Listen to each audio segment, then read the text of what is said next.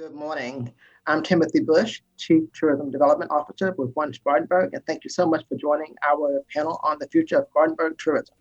We are very excited today to have with us a great panel of experts from the state and from our community, and I'm going to introduce them to you right now, beginning with Andy Cajka, President of Southern Hospitality Group, Crystal Pace, Corporate Director of Revenue Management, Sales and Marketing, and from our state Department of Park, Recreation, and Tourism, Dolly Chewning, Director of Tourism, Sales, and Marketing. Thank you all for being here. Thank you. Thank you, Timothy. So I want to start off this morning just with a little insight from each of you with how you've all been dealing with COVID before we turn our attention to 2021. If you can just kind of sum up for me real quickly, how this experience has been for each of you. I'll start with Andy. Well, again, thank you, Timothy. Appreciate the opportunity to be with you and with this group. Certainly 2020 has been a challenge for everyone. And our industry, I've now been part of four economic downturns. This one being the deepest and the quickest decline that we have ever experienced. We started to see a slight rebound throughout the summer, and then we're now into that fall stall. How we're dealing with it is certainly like so many others. First and foremost is to keep our associates and employees safe, and so that they can continue to serve our customers in a safe manner. We certainly have all learned a lot, and we continue to instill protocols that ensure that safe environment. Great. Dolly, how about you? It's surreal, like for everyone else in the world, really, that we're working from home and doing things so differently as an industry, as everyone in the world. It's just really pretty crazy. But I try to find the positives and realize spending time at home with family and friends has been nice. Where we're all out and about and usually traveling. And I've been trying to see the positive with spending more time with my child and things like that before he goes off to college next year. But but then, as far as from a tourism perspective in the state, while it's weird to say we were ready for crisis like hurricane recovery and things, this is a whole new world for us as well. So kind of having to detour and shift our recovery messaging on the fly has been, a challenge like for everyone else. But I feel like the world is also giving us a little bit more grace in the industry because everyone's experiencing it. And it's sort of like the new normal is what the COVID normal is now. Great. Crystal, how about you? Personally, I've been affected by COVID in my family, and I am certainly, my heart goes out to anybody who is dealing with that. Professionally, like Andy said, this is, another cycle for us. And I think hospitality, especially hotel and restaurant hospitality, we are uniquely equipped to stop and turn on a dime. And the fortunate thing is part of hotel and hospitality is always having a focus on cleanliness and readiness and safety. And so it just means that we turn more of our focus towards that. And so we've just, like Andy said, at Pinnacle, we have a culture of family, and so that's our main goal, is to take care of our family members, meaning our in-house staff and guests as well. So like I said, we're just keeping everybody working and perfecting our cleaning and readiness. And hospitality is all about taking care of people, and that's what you need in something like this. So I think it's been quite a challenge for the world to just stop on March, say 15th, and then scramble to try to figure it out. But that's what we do. So this is another cycle for us, and we'll come out of it. I love the optimism from everybody about 2021. So that'll turn to my first question, and it's going to go to Andy and Crystal first. From a tourism perspective, what does 2021 look like for you? And I'll let Crystal go first this time. You're off the hook, Andy. Thank you. He can practice his answer while he waits for you.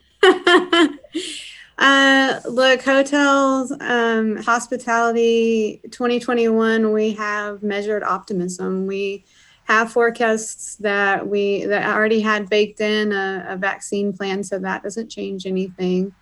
Right now we're just waiting for the faucet to turn back on. Spartanburg is in, luckily, a bit of a bubble, and we haven't been impacted, knock on wood, quite as deeply as some other areas. Although the impact is dire for sure. The thing is, we just don't know when the faucet's going to turn back on, and we saw in 9/11, for example, it took the creation of TSA. And then after that, there's this mental bubble. There's this consumer confidence that we're waiting on, traveler confidence. And as soon as people start feeling comfortable and companies, that one company starts to travel, then everyone follows suit and the faucet turns on very quickly. So I think that's what we're waiting on. I mean, as a market, we've held rate much better from lessons learned from past experiences. And, so that we're just waiting on occupancy to return. The South needs face-to-face connection. So we know that people will come back and they'll start traveling here. So we're optimistic. We feel like we'll get to parity by the end of 2021, maybe early 2022 in our area. We're just looking for that steady and slow growth. And then when the faucet turns back on, we hope to see everybody traveling, and we have to be prepared to take it as well. Andy? Well, see, Crystal obviously has a much better crystal ball. But mine's getting clearer every day, but it's still cloudy. The good news is that I think that word unprecedented goes away, but what we're going to deal with is uncertainty. And so I think I'm confident that, stating the obvious, that 21 is going to be better than 20. And hopefully we'll people start thinking that the glass is now half full. But we're not going to really begin to sustain any serious recovery until the vaccination is not only widely distributed, but certainly that there's public confidence in the vaccine. So, while what we saw in 2020 was the leisure travel, for us locally, we had an exceptional, thanks, Timothy, to your team on the amateur and athletics in the sports market. So I think we're gonna see additional pent-up demand on the leisure side in 2021. But the corporate travel is still not meaningfully started to recover, and I think that's probably. Now, there was a recent survey that said that it'd probably be more like April, May before we start to see business travel and then feeling comfortable to travel again. But I think we've also learned from previous downturns that it's always best to conduct business face to face, and there's no replacement for that. That these relationships are forged virtually, or not virtually, but personally. And I'm going to use the model that if you don't go see your customer, somebody else is. So hopefully we'll see that business travel. But obviously we recognize that in 2021, it'll be leisure first, then domestic travel, then our international business, then small group, and then last will be the citywide activity, probably in 2022. So that's a great segue to a follow-up question. I know this is not on the itinerary I gave you guys, but I think we have an opportunity here. Um, there's a lot of information that's being put out for people to consume related to what's going to happen. So where are you guys finding value in data? And where is that coming from you? Now I'll let Dolly take a stab at that one. Go ahead. I mean, as far as data, I mean, South Carolina's kind of on the same trend as the rest of the United States. We have some better months than others, but all in all, our RevPAR has been a little bit better for hotel occupancy. The US has been settling around 47-ish%, the Southeast at around 51%. We're at like 46.5%, so a little bit better, but all in all, the trend I think is the same nationwide. What we have seen is that our larger destinations and more urban destinations are feeling a bigger hit than some of the rural destinations, as well as, which kind of goes hand in hand, I guess, with Airbnb and short-term rentals have also seen an uptick. They're seen as being a little bit more safe, not shared space with more people and things like that. But basically, the accommodations tax and the admissions tax and all that is down. So, I mean, sadly, I get to give the bad news and the bad numbers here, but and I guess, you sort of settle in like at least we're not doing really awful compared to the rest of the nation. I think people have, through the winter, I think we can just hope for staying on this sort of settled trend. And then, as Andy mentioned, maybe towards the spring is when we'll see an uptick and try to recover and get back to a little bit of what we're used to and the numbers that we're used to by then. Now, one really bright spots, or some bright spots, I guess, is in our parks and in our golf numbers. We have, for the parks, we've had some record jam up numbers as far as revenue from the parks. Now, we closed from the end of April to the end of March and lost a good bit of revenue, over $3.5 million. Had we had to stay closed, it would have been devastating, but it's kind of 100% proof positive that we have now, like May, June, July, August, had over $5 million revenue months, which we had never had that before. So we have made up for the revenue that we lost that month. And it just shows that trend that we're all hearing. People want to be outdoors. They want to experience outdoor spaces.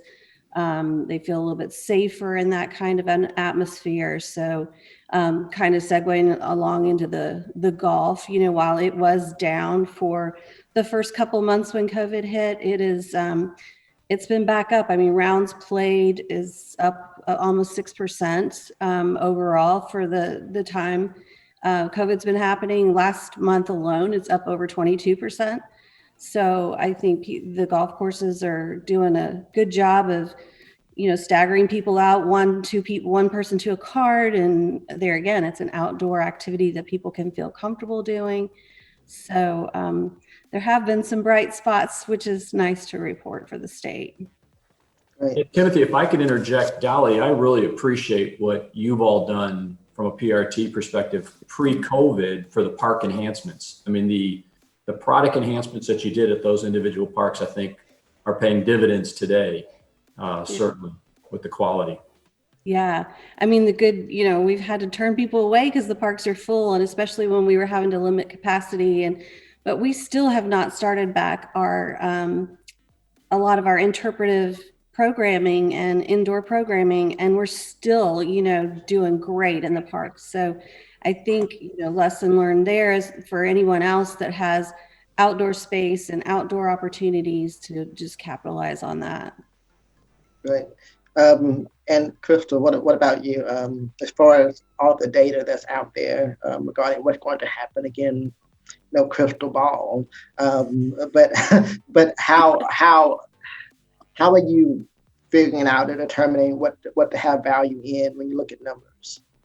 Yeah, I think for me, coming from a strong sales background, it's hard not to get lost in all the data and hard not to get obsessed. I'm sure Andy is the same. We're just poring over everything that everyone has to say. I take a lot of stock in the hotel industry newsletters and the PwC forecasts,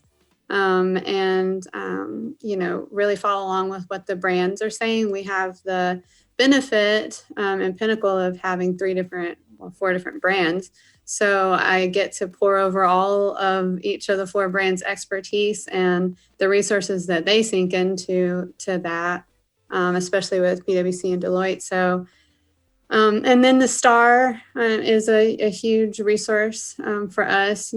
Our biggest resource is what our own hotels are doing. Honestly, we follow along with what our hotels and what our partners in the Marriott and the AC and some of the local companies are doing. And, all we can really control is what we are doing. So as much as I get lost in the data and do my best for my ownerships to, it's funny you say crystal ball because I say, well, I'm still hatching it. Like it's here. But all that we can really control is what we are doing in Spartanburg. And I think that's always the case. We do the best with what we have. We do our best to get as much market share as we can, including from surrounding and drive markets, and just hope that the general forecasts turn out anywhere close to what we say, except for, not the doomsday ones. We don't listen to those. We don't read those. Did you also agree with Andy's the prediction about leisure being key for our market moving forward, and then looking at how we incorporate sports and meetings, and then back into travel space? Yeah, I think you're right on the money, and we've all had lots of conversations about that as a hotel community. What's going to come back? I mean, business travel will be the last because a lot of people are, corporate and business travel. As soon as a company does something, there's a microscope on them. As far as individuals, we're a little bit more free to do and be. We've seen even over the holidays, a place like Spartanburg that is not typically a holiday travel market, see an influx in travel because people are not staying at each other's houses. So we all got the benefit of that, of people feeling confident and safe to stay in all of our hotels, rather than being close by in those houses.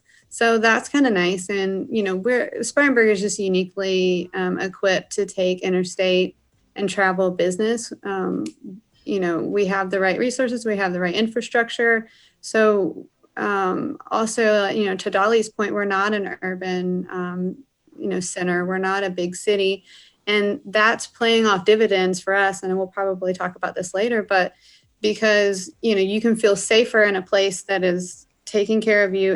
We have all the infrastructure. We've got the inland port. We've got a high association market. We have all that athletic and parks and interstate system and airport, but you don't have to be in a downtown metro area.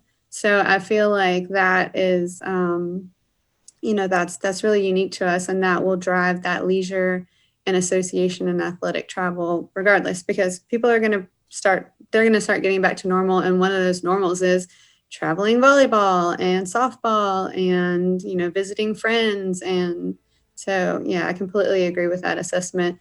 And, with that individual confidence will come the business and corporate confidence as well, because those people that run those companies, just like us, are individuals. So as soon as the individuals and that psyche changes, then it'll start coming back for the corporate as well.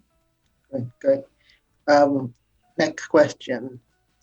What do you think is going to be key for Spartanburg's recovery? And I'll let Andy take that one first. Well, I think first and foremost is going to be this distribution and acceptance of the vaccination. So I think that as soon as we can feel comfortable and feel safe, that'll be the number one item. I think we'll see that the continued success on the athletic side. I mean, those are the weekend activities. Fortunately, even with the collegiate sports returning with basketball season and spring football season, that's going to aid our recovery. We talked a lot about the corporate travel and that timing. I do think a key thing is for us, though, as a community, is, we're all involved in our churches, our civic organizations, our business affiliations, different boards, anything we can do to be ambassadors to kind of bring our own regional activity or group or meeting or conference back to our city and back to our county is going to help us launch this recovery even sooner. Andy, that is a great segue to something I wanted to mention, and I was saving it for later in the conversation, but you kind of prompted me to bring it out now. One of the things that we're doing here at OneSpartanburg Inc. is looking at how we can support efforts like you just mentioned. And so we've created a planner incentive program for anybody who is a member of a group, association that has a meeting that's looking for a place to meet. We have a program that would help support those efforts that we've created here. There'll be more information about that in the coming weeks, but if you are part of a group, association that has a meeting and need a place to meet, we have great hotels here in Spartanburg that would be happy to have you. And I think it's really important that we support our community. I can't say that strongly enough. We have to support our community. And so my information is on the website. Please feel free to call me or any member of my team, and let's talk about how we can get your group into Spartanburg, because as Andy mentioned, our tourism economy is not just the hotels, it's also the restaurants, the shops. We have to think about our entire community. And so when a group comes in town, they're eating at our local restaurants, they're shopping in our shops. And so that's what makes a difference towards our recovery and being able to bring back the burg, for lack of better words, is for us to be strong as a community. So please reach out to me about that. Again, we'll be sharing more information in the coming weeks about that program. So Crystal. Well, I'm glad you mentioned that. Honestly, Tim, you're on my list of things that will be a key factor in Spartanburg's recovery, because of the things that you are doing, the things that Alan and Andy on the board are doing to make sure that Spartanburg's here when people are ready to come back. And on the hotel side, I'll tell you, I'm going to fill up these hotels with somebody. I'm going to do it. You don't have to worry about that. I'm putting people in those rooms.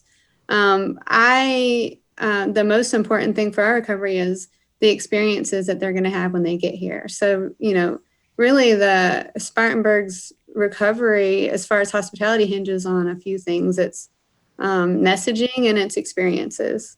And Spartanburg's we've always said our biggest opportunity is the story that we tell about ourselves. And this is no different. What you personally, Tim, are doing to bring some associations and organizations that you're familiar with to our, area to play. And then the Bringing Back the Burg initiative, so that, the charm of Spartanburg is not lost when people are ready to come back and experience it. We can sell the hotel rooms all day, and when they get here, they need to have the restaurants, the shops, not just the downtown area, but all areas of Spartanburg, the parks, the green spaces, all the experiences need to be there and be ready. So we've got the infrastructure, we've got the hotels, we've got the beds.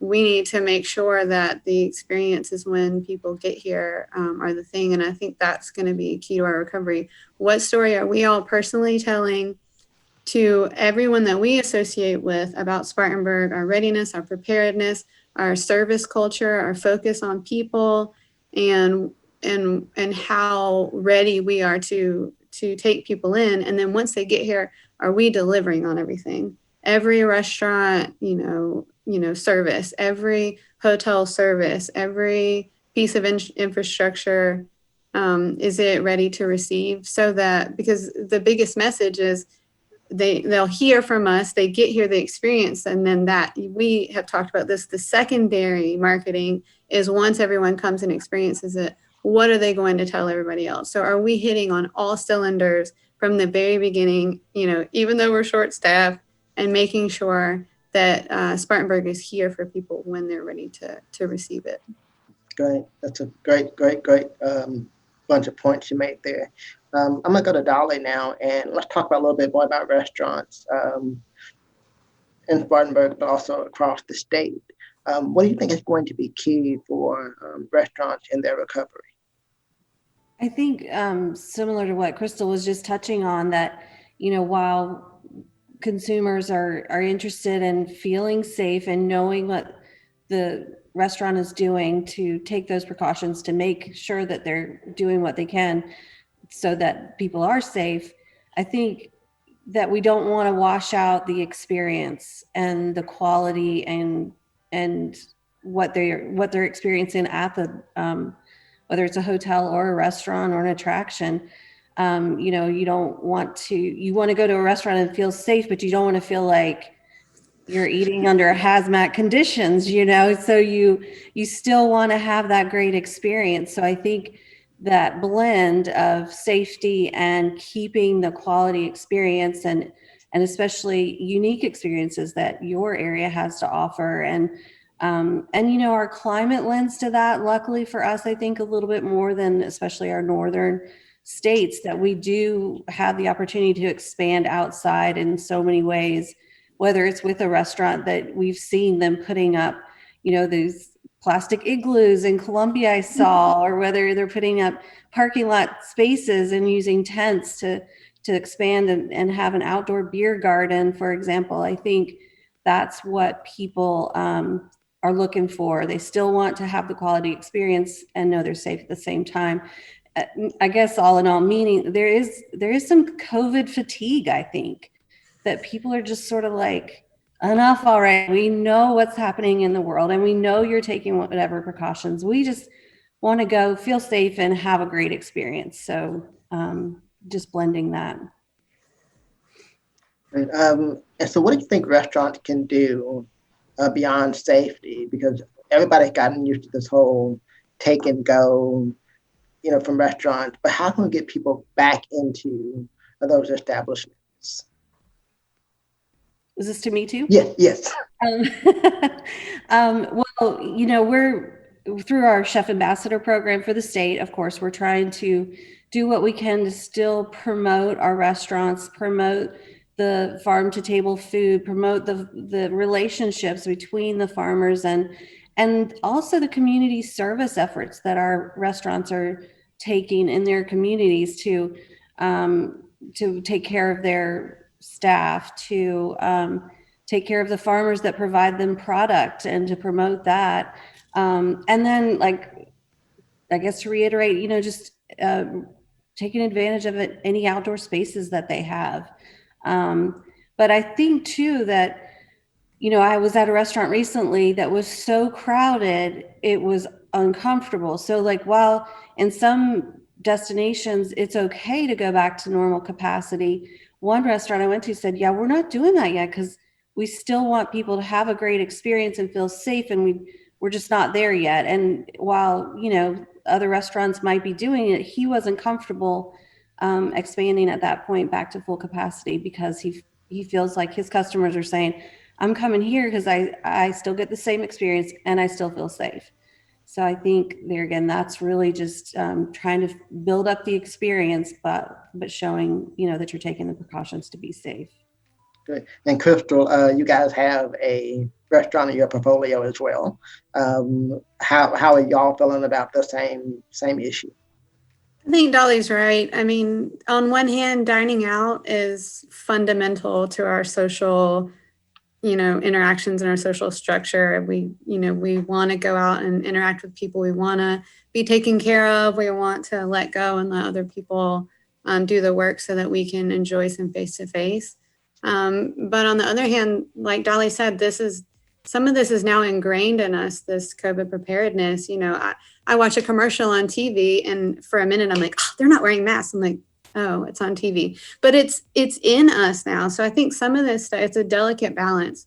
Some of this stuff, the sanitizing, self hand washing, the stations, the stepped up cleanliness protocols, some of that stuff is here to stay. And like Dolly said, you have to find a balance between keeping people comfortable and keeping people safe. Well, you don't have to, but we choose to.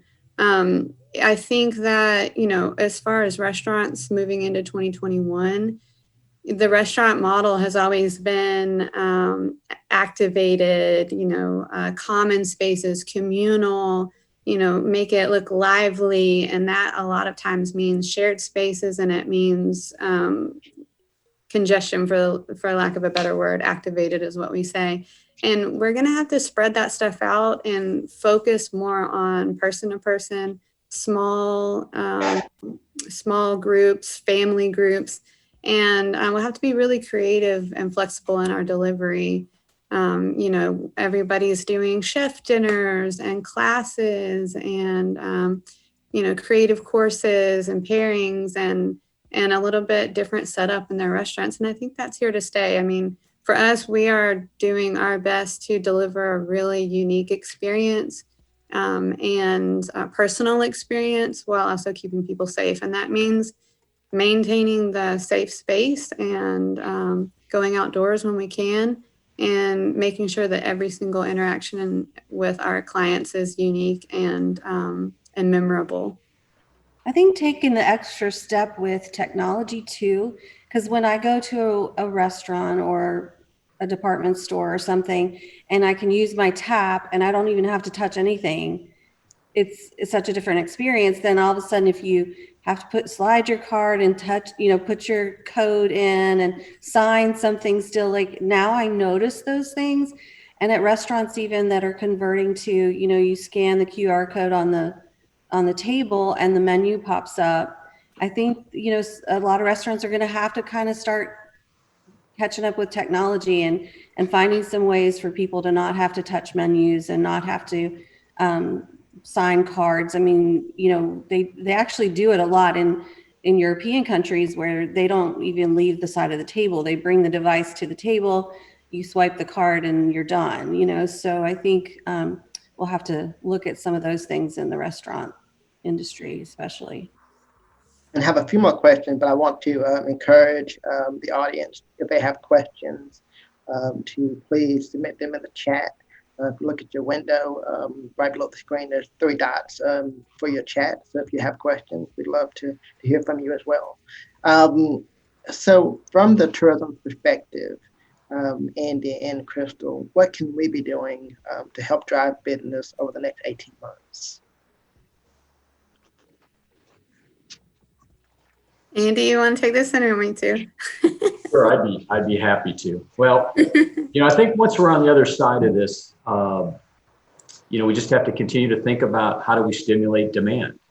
And, on the short term, the continual marketing to, kind of within that 300 mile or that tank of gas scenario, or to certain feeder markets to continue to drive that leisure business that's already starting to move or has been moving. And it'll take more financial resources to communicate that message, but I think that's gonna be important for us to continue. I think we'll have to creatively think about how we build a short-term corporate and small meetings to sell our destination. We talked about the incentive that Timothy, you and your team, I think that's excellent initiative. And then, continue to focus on the sports marketing and the success that we've enjoyed over this summer and fall, based on our current available facilities. So I think that's kind of the next 18 months. But I think there'll be more to follow within to talk about. I mentioned what PRT has done with their parks and how that's probably enhanced our position today for people to get out and enjoy the quality of the enhancements. We need to probably look in our own backyard of what do we need to do to enhance our facilities. We've got some excellent facilities that leadership has smartly programmed and designed, but what's next? What other fields or what other venues do we need that can be enjoyed not only by our residents, but build the tourism demand that will follow? I agree. That's sort of where I'm at with it. Really messaging and marketing that we are safe, we're ready, we're prepared, we're, a unique destination with, 2 interstates running right through it, and lots of infrastructure and resources for people to get out and enjoy, especially as the spring comes back. Really banking on that green space and the blue ways that we have around. Athletics and leisure tourism is going to be really important. Like I said, especially as people start being able to get back outside again when it's not cold. The biggest thing, where I can agree with Andy on that is what can we do right now to improve infrastructure, to improve what makes Spartanburg unique so that we are ready to host those things and invite those people back. And again, I said it before, but that also includes the small businesses, the restaurants, the things that give Spartanburg flavor. Are we doing everything we can to make sure that those places stay afloat so that Spartanburg's charm is not lost when people come back? We are not a town, and you'll forgive me if someone on this call is investing in these things, but we're not a TGI Fridays and Applebee's kind of town. And if that's all that's left, kind of county, excuse me, if that's all that's left when people come back, what charm do we have? So I think the best thing that OneSpartanburg can do as an organization is keep up with this, bringing back the Berg, to make sure that these small businesses and shops are available when people come back, so they have something to do, to invest in infrastructure so that when people come back into a different kind of meeting space, are we there with flexible meeting space, expo space, more fields, more things so that we can be creative and flexible with the groups and associations that come back, because we don't really know what it's going to look like. Meetings are going to be different, events are going to be different, and we have to have all the resources available to be able to flexibly deliver on whatever it is that they need. So that's me. That's what I would like. That's my wish list. Well, I actually think that this might be my 2021 for 2022 topic of infrastructure of our destination and what things we need to continue to have to grow the marketplace. So great job, guys, and kind of helping plan that for me. I'm gonna go to Dolly and talk a little bit about marketing for a moment. From the state perspective, what is the plan for South Carolina Park Recreation and Tourism to begin marketing broadly to attract people back to South Carolina? Well, we're still using our recovery messaging. When you're ready, we're ready to discover South Carolina. We plan to use that through probably February timeframe, hoping that, there again, we just putting the message out there. South Carolina is open. We're taking precautions to be safe, but that we're ready for visitors when they are. We had this partnership last year with Darius Rucker. We were really excited about. It's since COVID now, it's gotten a little bit more political than I think he wanted to be involved with. So we're hoping to maybe regenerate some of that excitement and activity. He is a great ambassador for the state. He loves the state. Even before we talk to him, he tells everyone how great South Carolina is. So, my wish list would be to start that up as soon as we can, but seeing what happens in the world, I guess. But we know people have cabin fever, going along with that whole COVID fatigue. They want to get out and, and still be safe. So, I think we're still focusing on the drive markets. We've expanded that drive market from 350 mile radius to 750 mile radius. People are driving farther. They're not necessarily hopping on planes as much as they used to, although hopefully that will also come back. Sad deployment's down so much for the state, but at least we can count on those drive markets and hope that they see our product is so conducive to the drive market.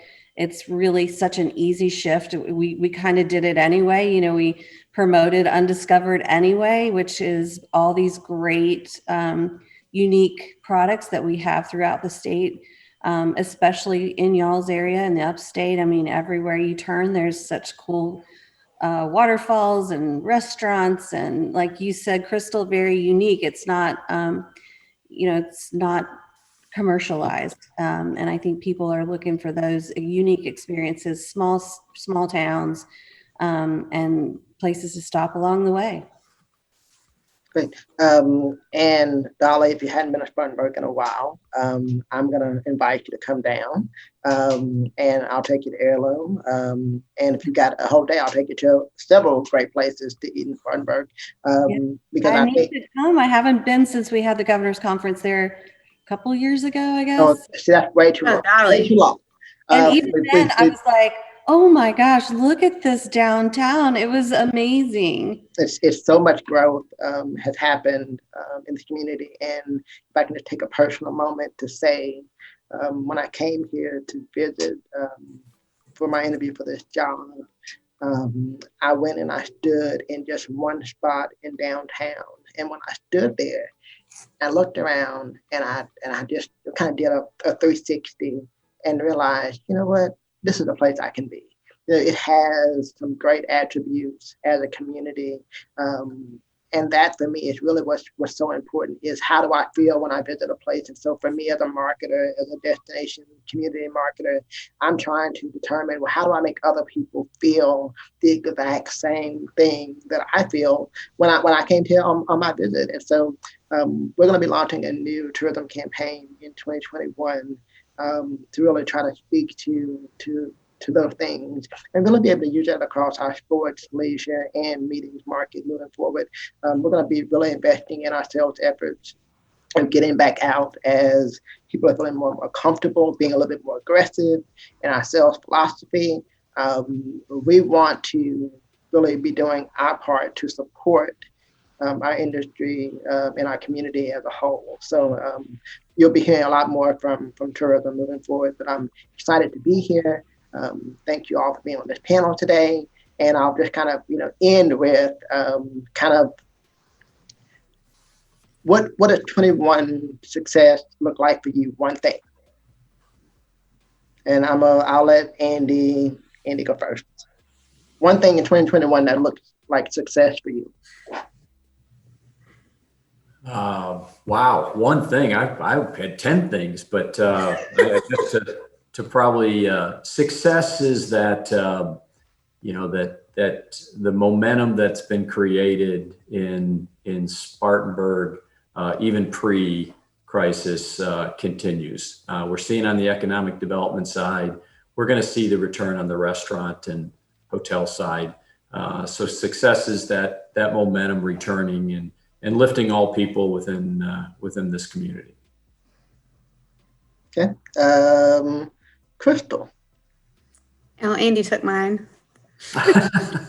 My practical answer is RevPAR growth, RGI. But aside from that, basically the Spartanburg that I have been fortunate enough to know and love for 11 years now, that I've seen through some hard times and through some really amazing times. And really the last 2.5, 3 years of that really fast momentum, the consolidation of resources through OneSpartanburg, and that momentum that's really pushing us forward.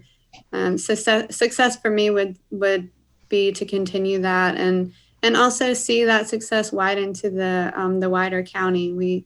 We have had a lot of success in downtown, and I'd like to see that growth and that momentum reach all parts of Spartanburg. When we say the word Spartanburg, OneSpartanburg, it's a county. So I'd love to see that success continue and lift all parts of our community. Dolly? Kind of what they both said, you know, we all want the numbers to go back up. So this next year when we do this presentation, I can say RevPAR is up and accommodations are up and admission taxes are up. So, but you know, I feel like this is such an opportunity for us as a state to work together to get there, because you know, whether it's on the sports or the meetings front, you know, if you go to a show as just one organization or one destination, you're competing with all these others. Whereas if, you know, I think, you know, we do this really good with the sports community as a South Carolina sort of effort. And then within South Carolina, they have the different contacts within the Sports Alliance to talk to. But I think, you know, we're competing with the whole world for meetings and events and things like that. So coming together as a state to help promote the state and then your destination within that state, I think is exciting. As well as, you know, we have been pushing the undiscovered for many years now. And I feel like it's their time to shine, really, in, you know, bringing in the rural to the urban. Like Crystal just said, with, you know, the downtown has been more successful than the rural areas, but now it's kind of like we're leaning on them to help us in the downtown area. So I think it's a cool opportunity for people to really support each other. And I think that we'll see a lot more of that during this recovery push, that we're kind of all in this together. So that would be exciting.